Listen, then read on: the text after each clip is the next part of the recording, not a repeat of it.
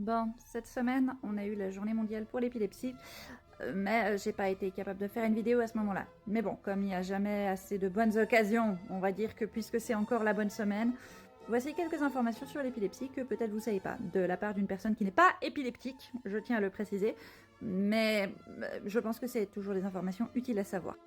Premièrement, l'épilepsie est une maladie neurologique assez fréquente, la deuxième après les migraines. Et seulement un quart des cas a les crises d'épilepsie violentes que l'on voit fréquemment à la télé. Dans les trois quarts des cas, ce n'est pas aussi violent. L'épilepsie peut être une condition chronique chez 20 à 30% des personnes concernées.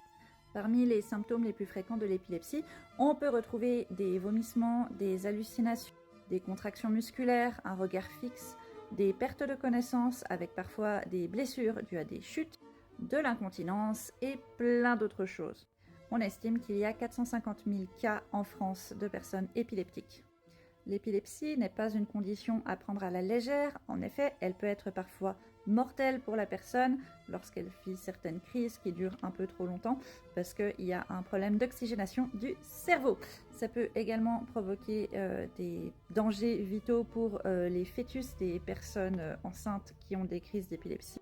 Il peut y avoir des risques d'accidents comme des chutes ou ce genre de choses, des accidents de voiture, c'est une crise d'épilepsie en voiture, et il peut également y avoir des séquelles neurologiques en général. Du coup, puisque ça n'a pas l'air très cool, je pense qu'il est important de savoir qu'est-ce qu'on peut faire pour éviter des triggers, parce que si la crise elle doit venir. Mais il y a des triggers qui sont plus ou moins communs, et je pense que c'est important de le savoir, particulièrement sur TikTok. Donc, les triggers les plus fréquents d'une crise d'épilepsie, on a les émotions fortes, on a les sons forts, on a des exercices physiques intenses et on a également les lumières qui clignotent et qui flashent. Voilà. Donc, encore une fois, s'il vous plaît, pas uniquement pour les personnes comme moi qui ont des troubles sensoriels, mais également pour les épileptiques, puisque, comme je l'ai dit, dans certains cas, ça peut être mortel, mettez des trigger warnings, s'il vous plaît. Peut-être...